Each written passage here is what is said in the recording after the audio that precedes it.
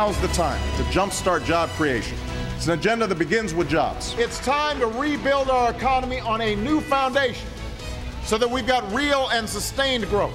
Our focus has to be on the basic economic issues that matter most to you.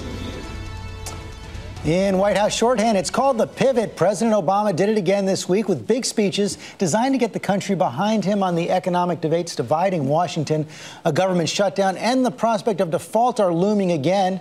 Treasury Secretary Jack Lew and our roundtable here to weigh in on that. First, ABC's chief economics correspondent Rebecca Jarvis takes a look at where things stand on the road to recovery. It's a tale of two economies. So what brings you in? Looking for a car. Looking for two cars, actually.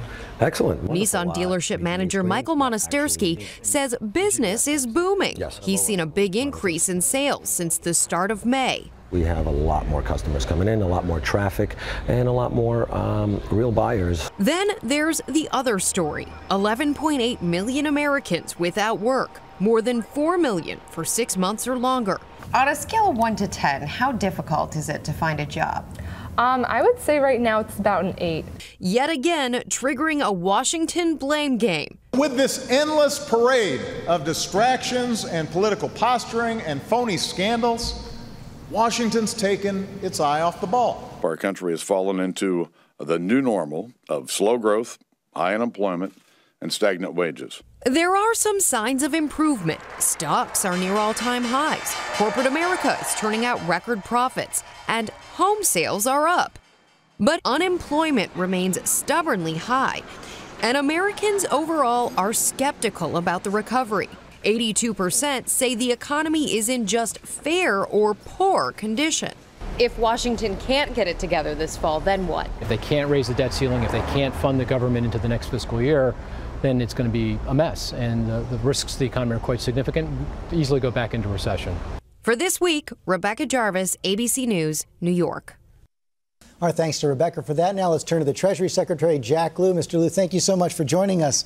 We heard Mark Zandi in her piece say that Washington can hurt the recovery if it mishandles these fall showdowns. The first one is going to be over the funding of the government. The president has said that he's going to veto bills that fail to roll back the sequester. House Republicans are going to insist on those spending cuts. So are we headed to a government shutdown? You know, George, I think that it is imperative that Washington be part of the solution, not part of the problem.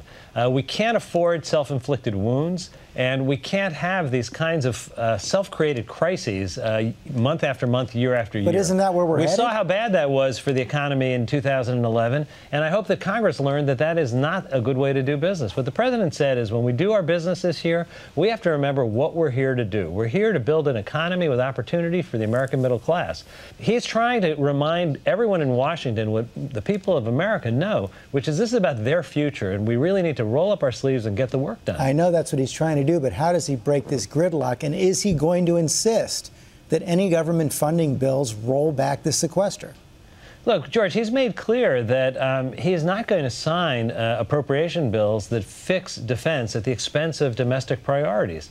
He's made it clear that when Congress does its work in the fall, he's going to be looking to see, is it building a better future for the American middle class? I think that those are values that are shared by the American people. I think those are values that are shared by a majority in Congress. I think we're going to be able to work through these issues, and I certainly hope that Congress isn't looking to create confrontations and false crises, because we did see in 2011 how bad that is for the American economy. You cited the crisis back in 2011 and the economic harm it did. There certainly seems to be another standoff. The president says he's not going to negotiate. Speaker Boehner says he's going to insist on more spending cuts. So how do you come together on that? You know, George, I think it's important to remember how much we've done since 2011. You know, when we had these debates in 2011, we hadn't enacted any of the savings or revenue measures that we've now put in place. We have on multiple occasions come together in a bipartisan way. Through the Budget Control Act, we reduced spending. At the beginning of this year, we acted to remove the tax breaks for the very wealthy. What we need to do now is get the composition right. We need to remember that this isn't just about cutting budgets. Obviously, we need to have our fiscal house in order. What it's about is building the foundation for a strong economy. I think that there's the basis to work together on that. If the debate is just about abstract numbers, frankly, it misses the point. This is about building a better future. I understand that those are the president's ideas, and you believe strongly in them, but I don't see the kind of basis for building on that you're talking about. It sure seems like the sides are dug in right now. You know, George, I have talked to a lot of people in Congress, both sides of the aisle, Democrats and Republicans. I talked to leaders. I talked to members and senators. There's a majority in Congress that wants to replace the across-the-board cuts with more sensible policies. Our challenge is breaking through the logjam in Congress to get that done. That's my question. How are you going to do it? Well, I think what the president's done is provided a clear frame where the stakes are clearly in front of both Congress and the American people.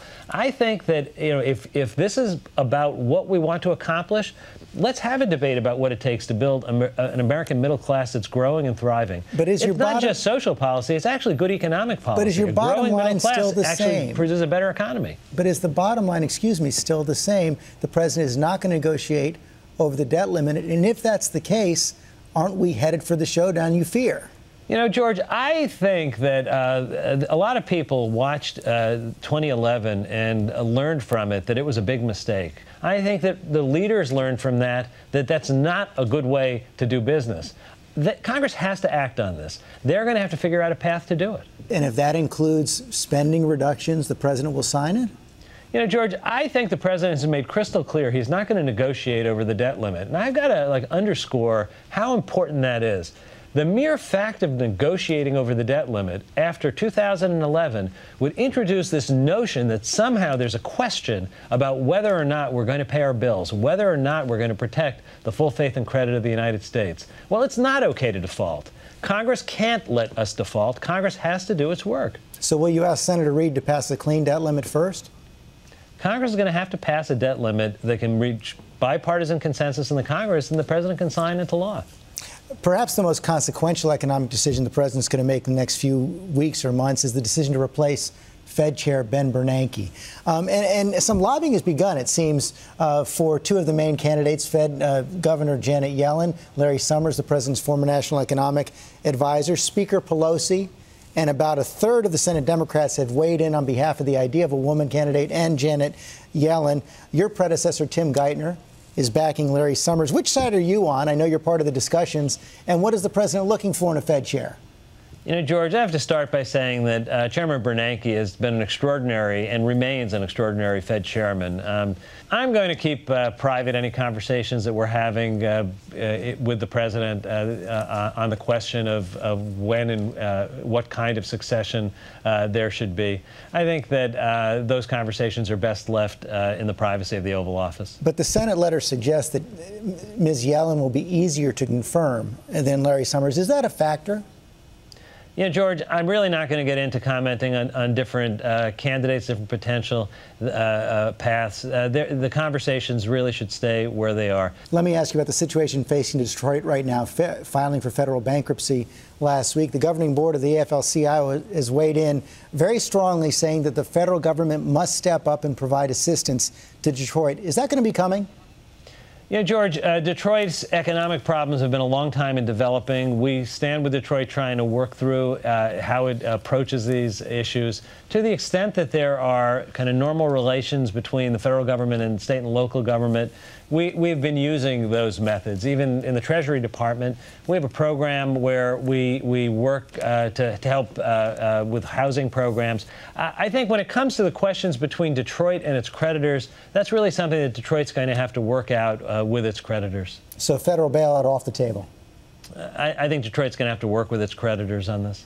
And that will be the last word today. Secretary Lew, thanks very much. Thanks, George.